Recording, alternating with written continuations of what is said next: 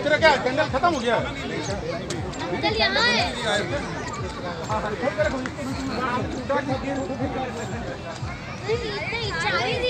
अरे अजय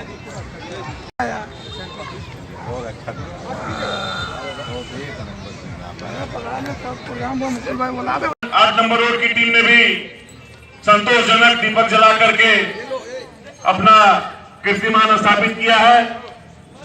भगत जी की टीम भी अच्छी कोशिश में और काफी अच्छे तरीके से, तो इधर देखिएगा है ना। और जो दीपक जला लेंगे वे आकर के मैदान में बैठ जाएंगे, स्थान ग्रहण कर लेंगे।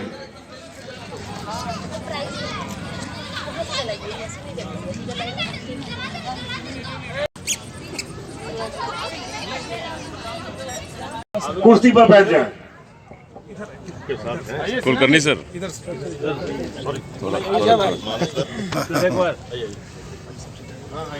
से लीजिए जब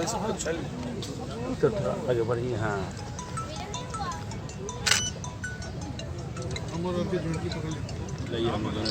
हमारे सभी अतिथिगण, पदम सर, जीवा संधू सर, वीएन सिंह जी, रजत सिंह जी, सभी लोग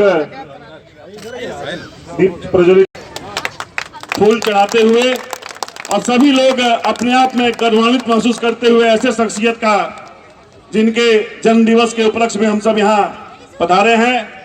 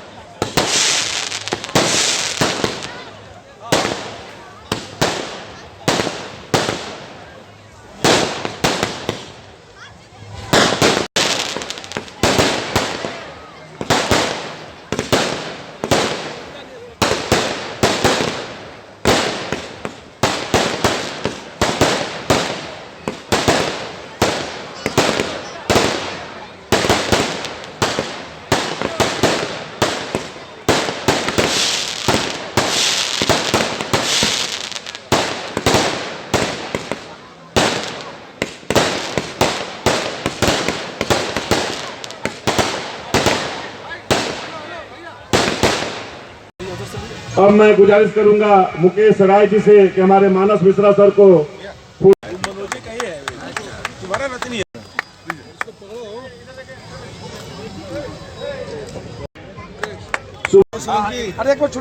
अजय कुमार जी, छायाकार अजय कुमार जी आए और आकर के उन्हें सम्मानित करेंगे। आगे राय जी सम्मानित करेंगे। चंपक राठौर जी, आप जाइए, बता दो।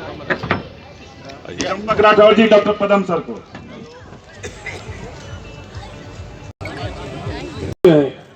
उस आंगन में खिलते रहे पूरे परिवार के साथ। और आज हम लोगों को इस विशाल सभा में आप सभी लोगों ने इनके श्रद्धांजलि के लिए इकट्ठा हुए, तो हम अपने यूनियन के तरफ से आप सभी को स्वागत करते हुए बहुत बहुत बधाई और शुभकामना देना चाहते हैं। साथियों, टाटा साहब ने ये सपना देखा था कि हम उद्योग केवल नहीं चलाएंगे, उद्योग अपने देश के लिए चलाएंगे, उसमें काम करने वाले लोगों के लिए चलाएंगे। और ये सपना जो है जमशेदपुर में हम लोगों को दिखता है। पूरे दुनिया में आप कहीं नहीं देखते होंगे कि कोई शहर उद्योगपति के नाम पर हो। यही एक शहर है जो टाटा साहब के नाम पर है, रेलवे स्टेशन टाटा साहब के नाम पर है।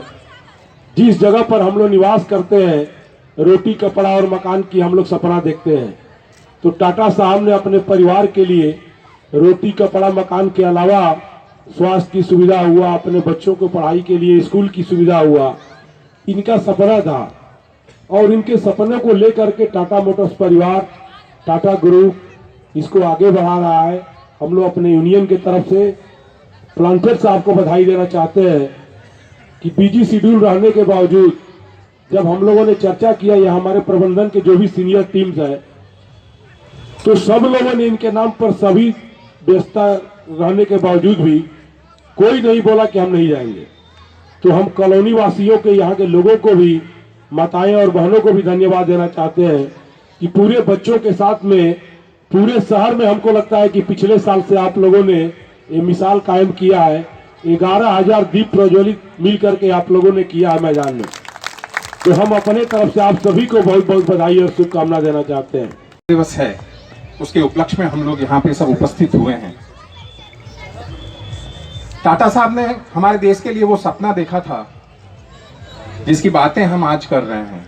आप में से कितनों को पता होगा कि भारत देश का प्रथम ऊर्जा यंत्र षड्यंत्र जहां से हम लोग ऊर्जा उत्पन्न करते हैं, और वो भी जल से, वो इन्होंने स्थापित किया था।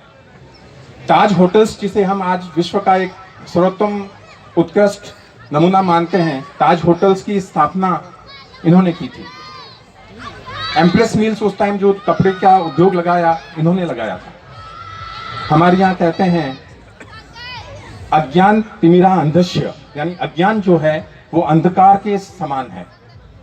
तो अज्ञान से ज्ञान की तरफ जो आगे बढ़ने की यात्रा है, उसमें सहयोग देने के लिए, उसको सार्थक करने के लिए टाटा साहब ने Indian institute of sciences Bangalore की स्थापना की थी।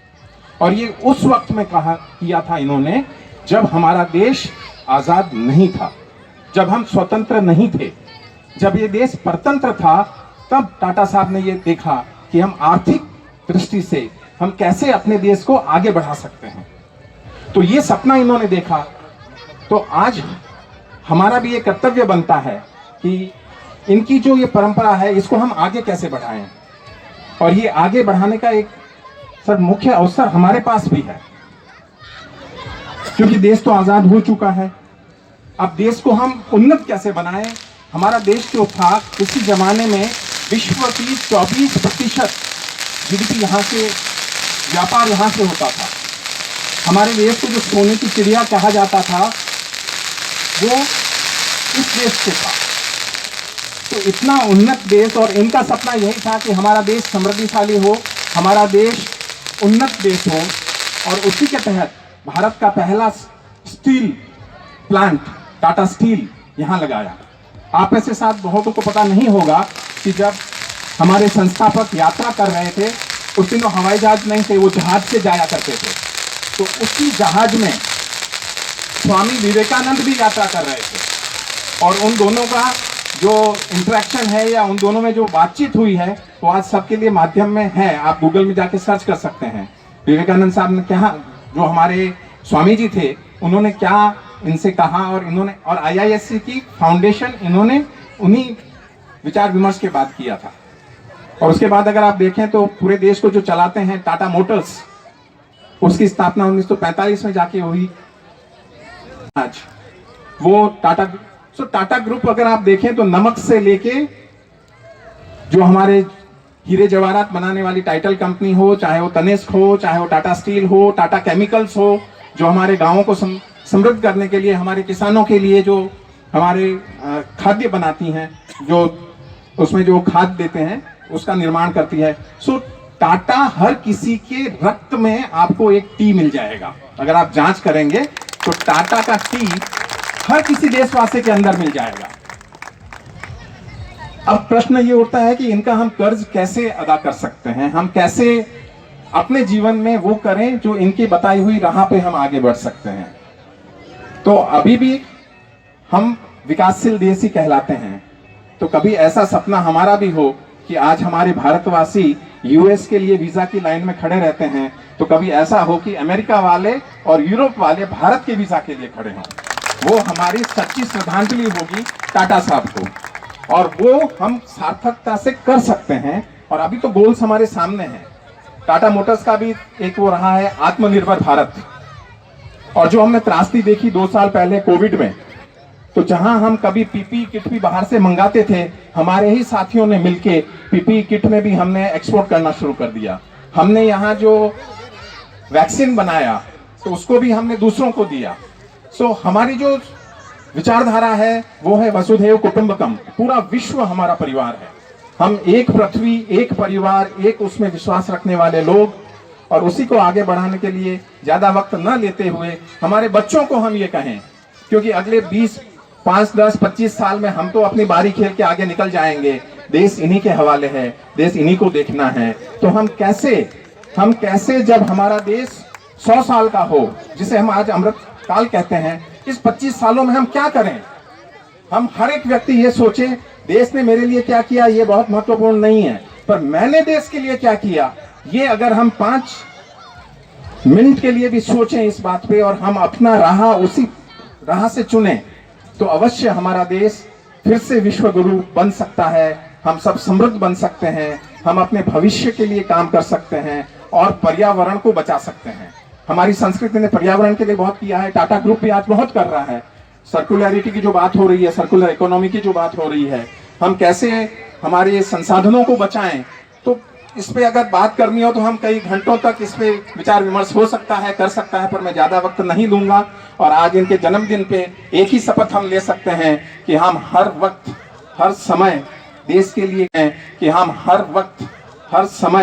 देश के लिए काम करेंगे, विश्व के लिए काम करेंगे, विश्व कल्याण के लिए काम करेंगे।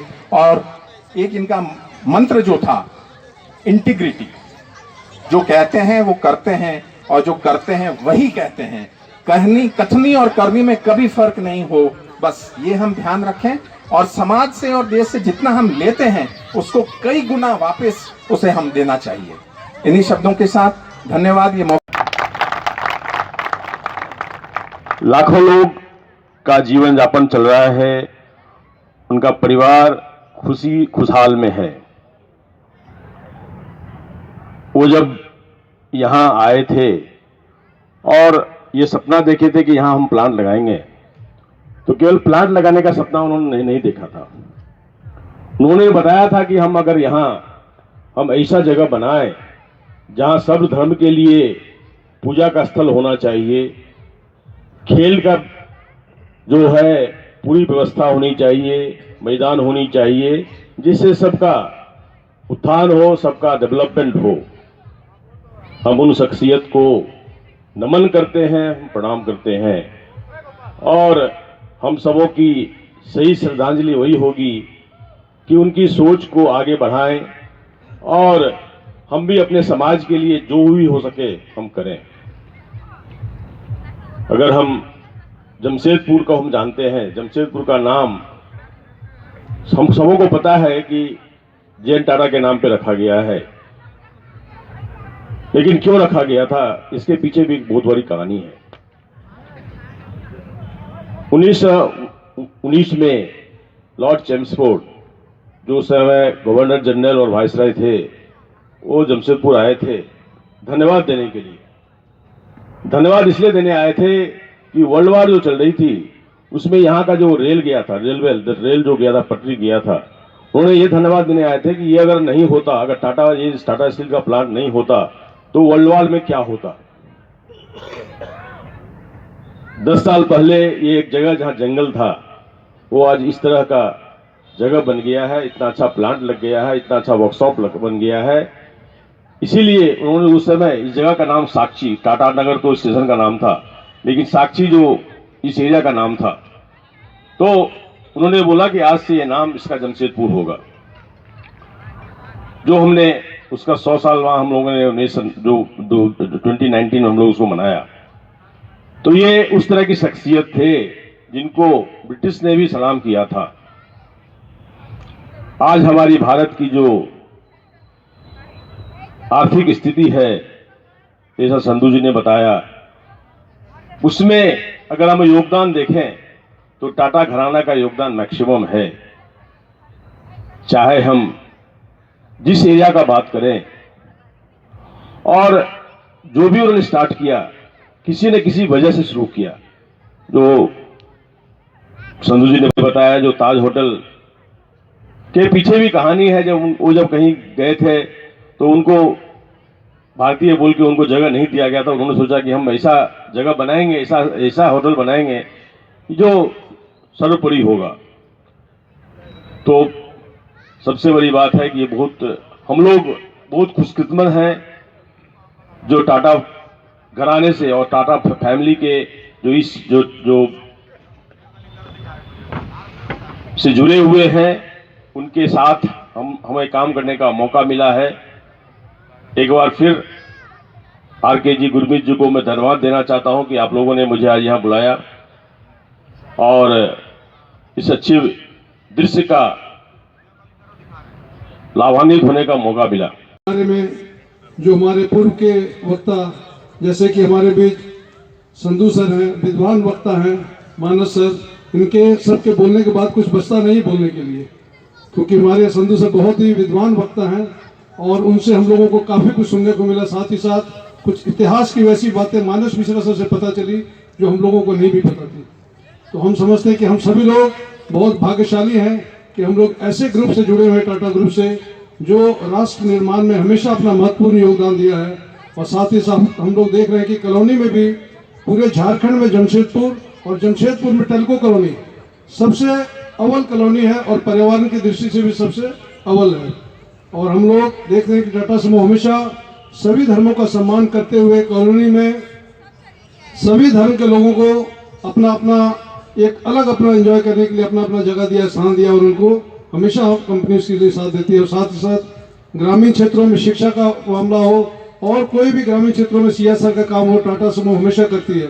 और साथ ही साथ कोविड के समय आपने देखा होगा कि पूरे राष्ट्र हित में टाटा समूह ने जो योगदान दिया वो हमेशा बहुत ही सराहनीय है। हम लोग इसके लिए अपने आप को गर्व महसूस करते हैं। आप सभी लोग सर इस प्रोग्राम में शामिल हुए और सबसे कॉलोनी के आसपास के पड़ोस की जो महिलाएं और बच्चों जिन्होंने इस पूरे आयोजन को सफल बनाया है, और यहाँ की टीम संजय हितैषी जी और उनके पूरी टीम, हमारे भी सर एक महत्वपूर्ण यहाँ पे है मुकेश जी जो हमारे आजमगढ़ के सांसद के पीए भी हैं, उनका भी बहुत पूर्ण योगदान रहता है। आप सभी को बहुत बहुत धन्यवाद। धन्यवाद सर, शुभकामनाएं एंड बधाइयाँ। वीएन और सौमिक जो बात कर रहे थे, कुछ विचार मेरे मन में आए जो मैं आपको प्रकट करना चाहेगा, क्योंकि जमशेद जी के बारे में जीवराज जी से लेके मानस जी तक बहुत अच्छी अच्छी बातें बताई और हमने बहुत बार सुना रहेगा। और जब भी कुछ ज़रूरत पड़ेगी मार्गदर्शन की तो हम पढ़ेंगे और ऐसे विद्वान या अनुभवी लोगों को पूछेंगे भी क्या मार्गदर्शन मिल सकता है। तो मुझे लगता है जब भी जैसा वीएन जी ने बताया, हम घर में दिया जलाते हैं, किधर जलाते हैं? भगवान के सामने, बराबर कि नहीं? तो आप सब ने ये जन्मदिन पर, फाउंडर्स डे के दिन पर ये दिए जलाए to express our gratefulness, gratitude to our founder, क्योंकि वो हमारे भगवान है।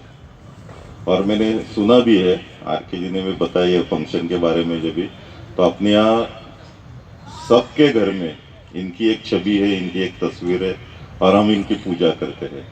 तो मुझे लगता है जो आपने ये 11,000 दिए जलाए, ये बहुत उसी तरीके का, ये कॉलोनी ही एक घर है, यही हमारे भगवान है और हम सब इनकी पूजा करने के लिए दिए जलाइए। तो ये एक थॉट है मेरे दिमाग पे। दूसरा, हम कभी दिए जलाते हैं तो एक दीपावली में दिए जलाते हैं, बराबर ना? मैं जिधर से आया हूँ पूना में पाड़वा के दिन दिए जलाते हैं और दीपावली में पटाखे भी फोड़ते जो इधर फोड़ रहे थे। तो जो मेरे संस्कार और मैंने जो सुना है वाई दिस क्रैकर्स, ये पटाखे क्यों फोड़ते और दिए क्यों जलाते हैं, तो बुराइयों का अंत होके अच्छाइयों का अंदर जाने के लिए दिए जलाते हैं और ये क्रैकर्स तोड़ते हैं। तो मुझे लगता है ये दूसरा प्रतीक है, सब दिए जो आपने जलाए हैं साल भर में जो कुछ थोड़ा बहुत कठिनाई आए रहे, तो ये मौके पे इनको याद करके इन्होंने जो कठिनाई से ये शहर बसाया, ये बिजनेस बसाया, हर घर घर में टी, somebody said, हर खून में टी जो लेके आए, तो इन्होंने ही उनके प्रति ऐसे जो कुछ कठिनाई है वो जल जाए और उन्होंने जो ये निर्माण किया अच्छा ही है हमारे मन में आ जाए, इसका प्रतीक है सब आप लोगों ने जो दिए जलाए हैं। तीसरा और आखिरी विचार मेरे मन में आया, जो मैं सुना हूँ कि घर में नॉर्मली एक नहीं 2 दिए जलाते हैं और इसका कारण में जो सुना एक 2 है, एक चंद्रमा और दूसरा सूरज। ये दोनों जो है अपने जिंदगी में, तो सुबह सूरज से दिन चालू होता है और रात में चांद के गोद में हम विश्राम लेते हैं। तो इनका ग्रैटिट्यूड एक्सप्रेस करने के लिए 2 दिए जलाते हैं और इसी के लिए कौन सा भी शहर जो ऐसे लोगों ने बनाया है, 2 चीज़ों की बहुत आवश्यकता है। ये समाज, एक तो समाज और दूसरी संस्था जो कंपनी है, तो ये 2 हमेशा ऐसे ही चलने के लिए अपनी सबकी जिम्मेदारी है। जो मानस और किसी पहले वक्ताओं ने बताया, हमारी जिम्मेदारी है यही दिया, यही संस्कार, यही संस्कृति, अपनी जिम्मेदारी अपने बच्चों के दिल में, अपने समाज में हम बरकरार रखें ये दिए के तेज के जैसा, ताकि यही आनंद चलता रहे। इसी के साथ मैं आप सबको बहुत बहुत धन्यवाद।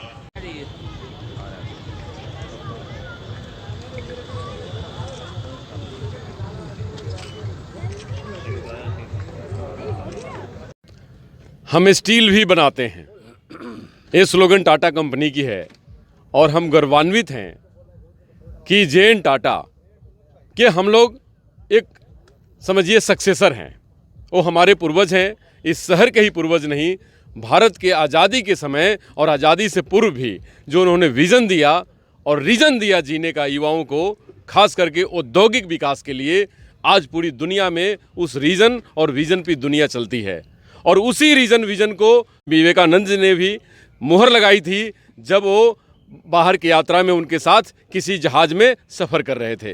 तो स्वामी जी ने जब मुहर लगाई और कही कि जे.एन. टाटा जी आप विश्व के आधुनिकतम महापुरुष हैं और विश्व में आधुनिकतम महापुरुष को आधुनिकतम काम करना चाहिए, उसी के बाद 2-3 चीज़ें की गई और जो टाटा कंपनी और बहुत सारे उद्योग लगाए गए और यहाँ पर एक इतिहास रचा गया।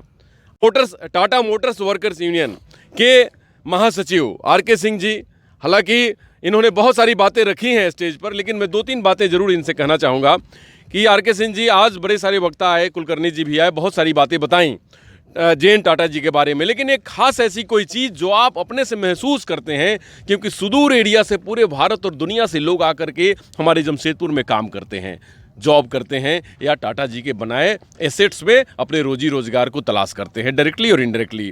आपको क्या लगता है कि जे.एन. टाटा जी ने जब वो विज़न रखा होगा और जब इस शहर की स्थापना की होगी, उद्योग का स्थापना किया होगा, तो उनके मन में वो कौन सा महर्षित्व या महर्षि वाली भाव रही होगी जो आज हम सब लोगों के सामने युवाओं को जानना चाहिए? देखिए, टाटा साहब का जो विज़न था वो 100 साल के बाद आज के युग में हम लोग सोच रहे हैं। तो टाटा साहब हम लोग के लिए कम से कम भगवान के रूप में हम लोग उनको मानते हैं, जमशेदपुर वासी। और उनके बताए हुए मार्ग पर, जैसा कि पूर्व वक्ताओं ने बताया कि टाटा साहब का जो सोच था कि हमारे कारखाने में काम करने वाले कर्मचारी, उनके परिवार के चेहरे पर मुस्कान हमेशा बने रहे, वो देश के लिए काम करते थे।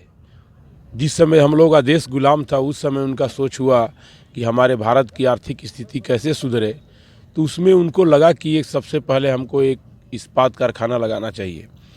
और हम लोग इसके लिए भाग्यशाली हैं कि जिस शहर में भारत का सबसे पहला लोहा का जो उद्योग टाटा स्टील का निर्माण हुआ वो टाटा साहब ने किया।